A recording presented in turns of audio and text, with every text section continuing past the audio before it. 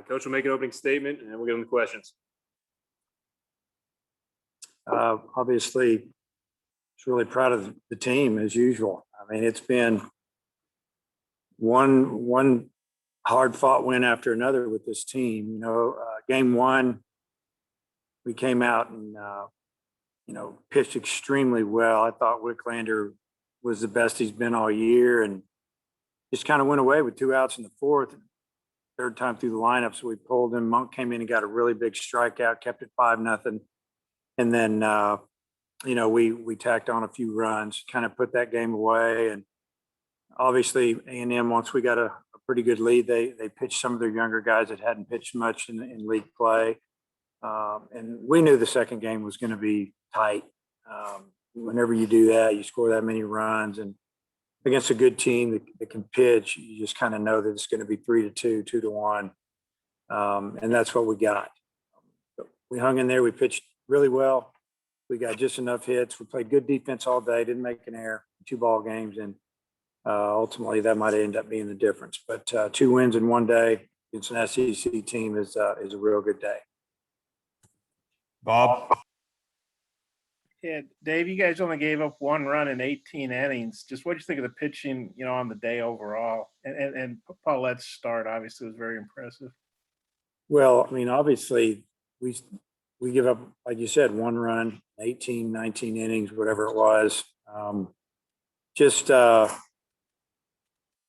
great job. I mean, it's like everyone we put out there did their job. Threw a lot of strikes. I think we only walked 5 on the entire day. 18 innings, 5 walks, pretty good.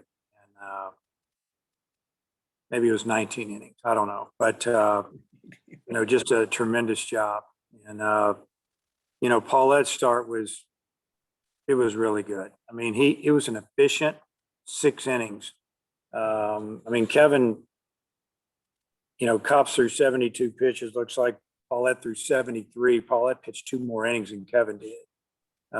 Kevin wasn't going back out if we didn't score in the bottom of the 10th. So we were glad to get that over with. But Paulette gave us an opportunity. Him and Miller were going at it, pitch for pitch, and just a big win for our team, and just a really, really good job by our pitching staff all day. Yeah, I guess I can't add there 10 and 9, but I've never been good in math. But Kopp's come in and he gets up Minnick, or however you say that kid's name. He hadn't hit a home run all year. I think he was batting 200 something. So I bet that was a bit of a shock. But then Kopp's, obviously collected himself and didn't allow another run the rest of the way. What do you think on that home run? Yeah, it was a mistake. I mean, it was an 0-2 count. If it had been a 2-2 count or 2 balls, 1 strike, 3-1, kind of just tip your cap. But it was an 0-2 count. The ball was supposed to be down, and he left it up and he put a good swing on it and drove it out of the park. I mean, but like you said, Kevin being a veteran, he handled it. He didn't let it rattle him too much, and he got us back in the dugout, tied up, and then kept getting through it. Kevin didn't have his best stuff tonight. It's just the way it worked, but he had just enough. Thanks. Seth? Hey, Dave, was there any thought to bunt Wallace there with 2 guys on, nobody out? Well, there's always that thought, but if I bunt Wallace, if he gets it down and they advance, you got 1 out, they're going to put Slavens on. You got the bases loaded, and you still have an opportunity to hit into a double play. So, I mean, that's the middle of the order. I didn't want to bunt the middle of the order tonight, and,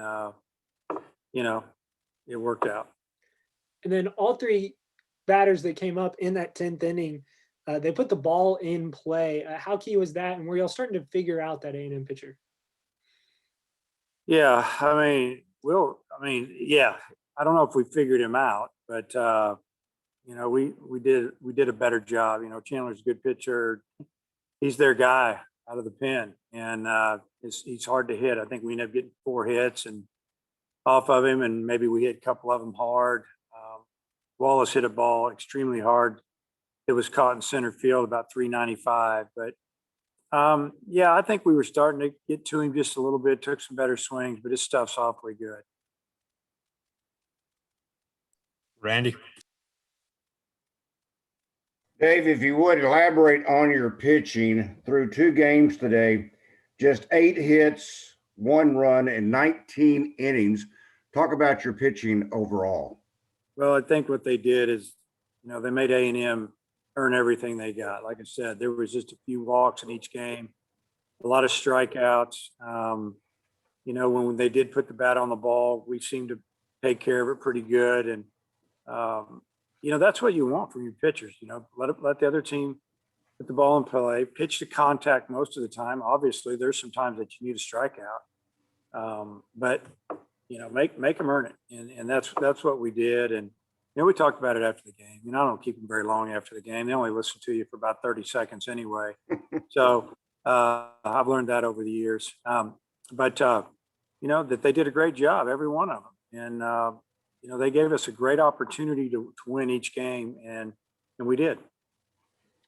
And did Goodhart have anything to do on that hard slot into second base that possibly could have created the bad throw? I think he did hustle into the second base. We did talk about that, but he did everything right. He stayed down and he slid, into the bag, straight into the base. I think Wallace, they knew how fast he was. When he gets out of the box and he's underway, he can go. And, obviously he got out front a little bit on that ground ball to short, so his momentum was already taking him towards first base, and he was flying. And I think the second baseman knew that he had to hurry. What is Wallace's best time in the 40? I think he ran like a 3 flat from first base all the way out to the center field fence. Yeah, to get chased, but that was good for him. I don't know what his 40 time is. His 60 time, baseball uses 60. He's about a 6'5", 60 guy, which is really good, especially when you're as big as he is. Bob will come back around to you. Yeah, Dave, I guess just that power display in the first game. What'd you think of that? Almost like it was a carryover from the UAPB game. Yeah, it was really good to see because, their lefty that started, he got after us pretty good a couple of years ago. And, we did a good job of making him throw strikes, and he made some mistakes. We got him. And, just looking at all the numbers, it looked like lefties had success against him. That's why I left some lefties in the game and started a couple of lefties against him, like Gregory and Smith, instead of going with right-handed hitters against the lefty, because it just looked like that, statistically and matchups that they were doing better actually than the right-handers. And it probably took the changeup away from him a little bit there against the lefties, but our lefties hit him good. And when you're really good, like you guys are, is that just the way it goes? You win 13-0, and then you win 2-1 and 10. I mean, you just find different ways to win different kinds of games. Yeah, I mean, when you're winning games, a lot of times you just find ways to win, and we've done that throughout the season. I mean, we've played 35 games already, and we've won a bunch of games different ways. And tonight we won on an air, but we put some pressure on them, and who's to say Slavens wouldn't have got a hit, but 1-run game, 10-run game, man, it feels good to win.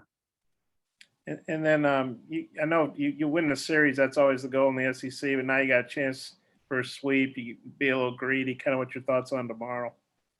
Yeah, I mean, we've got, Lockhart going, and he's got experience. Our first 2 starters are giving us some really good starts. Hopefully he can match them. We've got most of our bullpen. Obviously, we don't have Kevin, and we wouldn't come back with him, but we could bring Monk back for an inning if we needed to, and we've got everybody else available. And we're going to do all we can to win tomorrow. That's for sure. Thanks, Dave. Okay. Seth, anything else? Yeah, just Opitz, I think he got 1 inning of rest, but him catching 17, 18 innings today. Are you concerned about bringing him back tomorrow at all? No, not at all. I mean, he would be highly upset if I didn't catch him tomorrow. And, he's a full-grown man. He can handle it, and he can rest on Monday. And then you kind of mentioned earlier, Cops, you even say he probably didn't have his best stuff, but he's able to give you 4 innings and, by my rough calculations, probably one of his longest outings of the entire season. What did you see from him? Yeah, just that he knows how to compete. He knows how to win.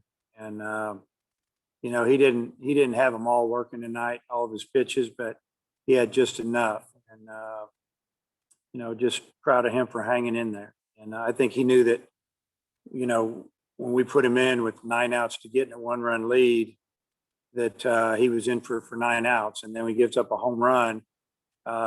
He knew he was going to stay in at least through their, you know, their bat in the 9th. And he went back out for the 10th. He wanted to go. And I'm sure we'd had to, you know, fight him to keep him out if we didn't win the game. But we'd already made the decision not to pitch him. But I thought his stuff was, you know, for Kevin, it was good stuff for maybe some guys, but for Kevin, it was, like I said, it was average stuff. Thanks, Dave. Andy, anything else? Yeah, Dave, talk about Matt Goodhart, in particular, that last at bat where he basically goes inside out to hit the ball to left field. On the day, he was 4 for 8 with 2 home runs and 2 RBIs. I mean, he looked like a pro at times up there at the bat battling the A&M pitchers. Yeah, you know, Matt, when he gets hot, he can hit with anybody in the league. You know, and he wasn't just trying to unload and hit one out of there and end the game. He knew what type of pitcher he was facing, a tough lefty against a left-handed hitter. And he just wanted to get a base hit, and that's what he did. He just stayed inside the baseball and drove it. I have a big dog. I apologize. He wants to go out. It's a Great Dane. Better get it out. Appreciate your time, Coach. Okay, Thank you. thank you.